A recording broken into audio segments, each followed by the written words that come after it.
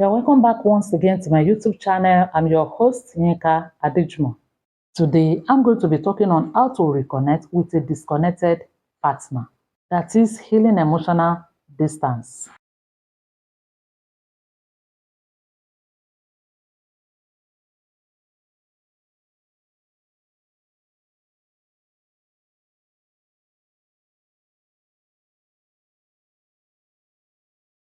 Ezekiel 37 verse 5 to 6 read, Thus says the Lord God to these bones, Surely I will cause breath to enter into you, and you shall live.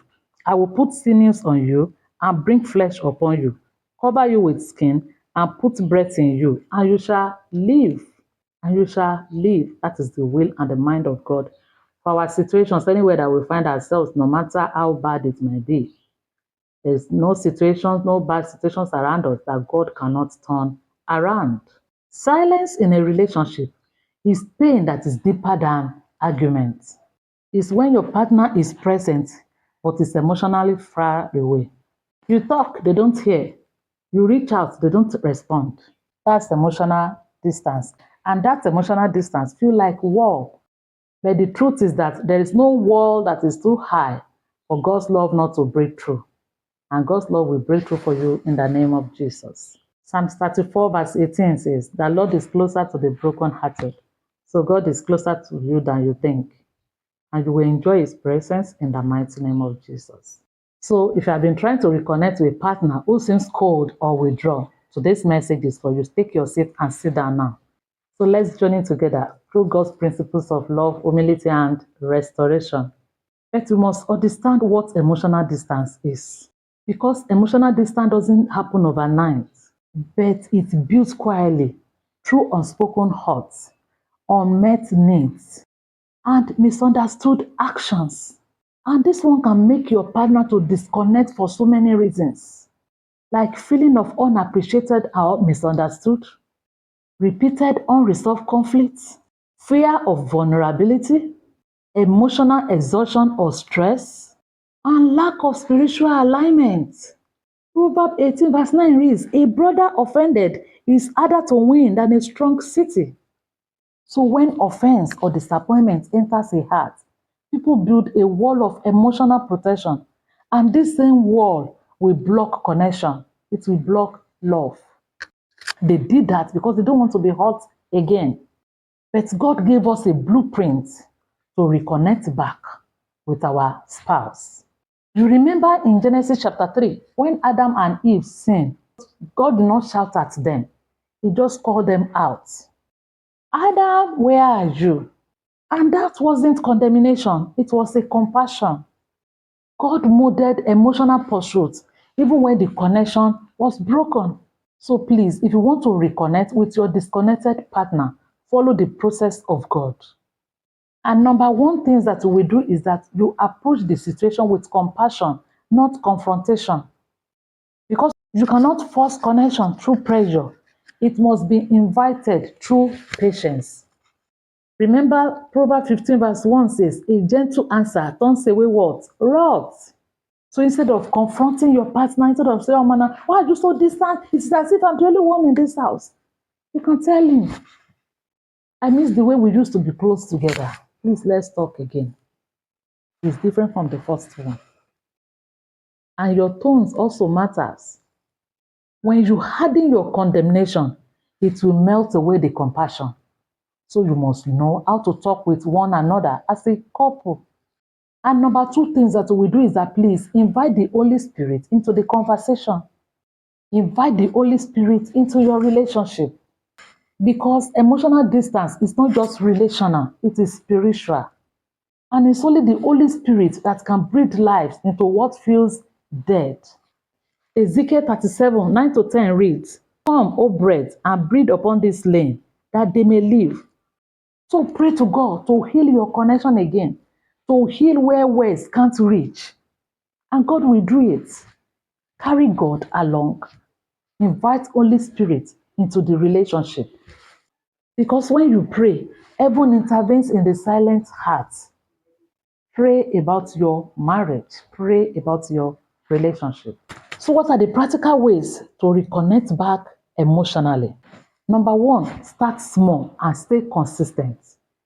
Don't expect instant closeness. Start with small gestures. A kind text, a smile, a shared meal, and a gentle touch. Please, it will not just happen overnight. Immediately your partner comes, just start small, small. Galatians chapter 6 verse 9 says, let us not become weary in doing good, for at the proper time we will reap a harvest. Don't be tired. Don't say, I'm the only one who keep doing it. Before you know it, you will get the reward that you are expecting. God will surely turn things around for you in Jesus' name. Amen. So be consistent about it, because consistency communicates care, even when word fails. And number two things is that try to rebuild trust through transparency. Rebuild your trust through transparency, because emotional distance often hides behind fears. Your partner may be protecting themselves from disappointment. Ephesians 4:25 says, speak the truth in love. So be honest about your feelings without attacking the feelings of your partner. And say, I feel lonely when we don't talk. No, that you don't like to be talking to me. It will not work. So please, let's guide our heart and our mouth. So be open, be transparent, be vulnerable. Vulnerability invites vulnerability. That's how it works. When you are open, when your partner says that you are transparent, he will be open to you. He'll be transparent to you also.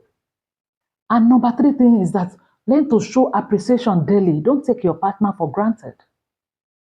Learn to appreciate one another daily. What is it? Which kind of house is this? Which money did you think that you have? So learn to appreciate each other daily, because nothing melts distance faster than appreciation. 1 Thessalonians chapter 5 verse 18 reads, in everything give thanks. In everything give thanks. So thank your spouse for small efforts, even if they are not perfect. Because when you celebrate the little, it encourages the heart to open again.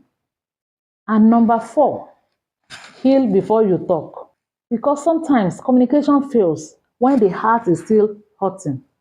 So pray first, then speak. And 147 and verse 3, allow God to heal your broken-hearted. Please, allow God to do His work. A healed heart speaks gently, but a wounded heart speaks sharply. So please, before you try to fix the relationship, let God fix you first. And God is ready to fix you, and God will fix you indeed, in the mighty name of Jesus. So in rekindling your emotional intimacy, as a couple, learn to pray together. Even if it is briefly, it can be 2 minutes, it can be 5 minutes. You can't push away prayer from your marriage, from your relationship. If you want to build emotional connection back, prayer is number one thing. Why? Because prayer builds unity faster than conversation self. Matthew 18 verse 9 read, if two of you shall agree on earth as touching anything they ask, it shall be done. So you start with short prayer, any short prayer. It can be, Lord, bless our home. Father, thank you for my spouse. Initially, it might look awkward. What kind of prayer is this? But what you don't know is that spiritual unity gives birth to emotional intimacy. So number two things that we do is that try to rediscover your shared purpose. The dream that you have together, what you want to do together. Because when you and your partner stop building together, you start drifting apart. When couples stop building together, they start drifting apart. So you rediscover your shared purpose. You revisit it. Amos 3:3 says, can two work together except they be in agreement? So shared purpose bring what? Bring shared passion. And the third thing that we will do is that try to reignite the affection. Try to reignite the affection between you and your partner. Because physical connection is an expression of emotional safety. And remember that affection must be nurtured, not demanded. 1 Corinthians 7 verse 3 reads, let the husband render to his wife the affection due her. Affection has the power to reopen a closed heart. So don't give up. Do everything in your power to reconnect back to your partner. Say this loud with me. Lord, breathe upon the dry bones of our relationship. Heal every wound that caused emotional distance. Teach us to love with patience, listen with compassion, and forgive with grace. We receive restoration, renewal, reconnection in the mighty name of Jesus. Don't forget the promise of God in John chapter 2, verse 25 that says, I will restore the years that the locusts has eaten. Let's pray. Heavenly Father, I pray for every couple struggling with emotional distance. Where there is silence, bring understanding. Where there is coldness, bring warmth. Let your spirit restore affection, unity, and joy. Make their hearts beat together again in love and in purpose. In Jesus' mighty name we have prayed. Amen. It doesn't matter what is the matter. It will matter where it matters in life. In the mighty name of Jesus. If you have been blessed by this teaching, hit the like button, share, and also subscribe. As you do so, see you at the top. I love you. Shalom.